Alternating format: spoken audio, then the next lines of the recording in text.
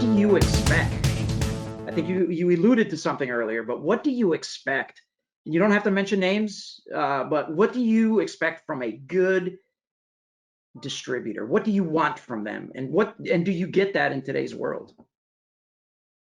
One, I'm going to say no. Quality products, and they, maybe not bringing the products that you want. And again, that's why I said don't mention any names. I don't want to get in trouble. He had a pretty short I, answer there. if I were to mention names, I mention all of them, right?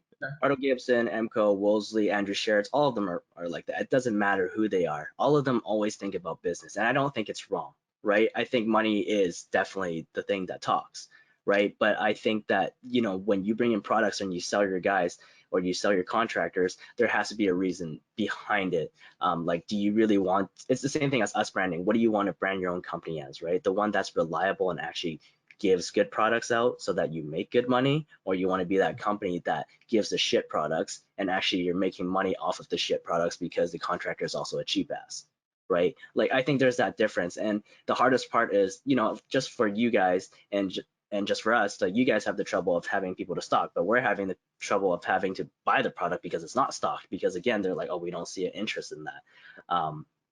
And it's hard when you're a service company as well, because you just buy a variety of things. Everybody wants to have stocking power, but where the hell are you going to have a stocking power if you do a variety of things? Sure. Yeah, absolutely. And I think a good company, like, I've ran into a lot of people, they're good salesmen.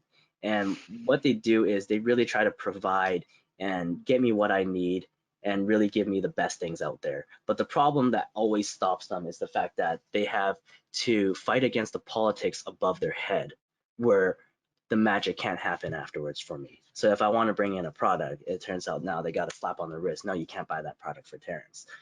Like that's what always happens, I think, within the industry. And it's something that's really hard to change.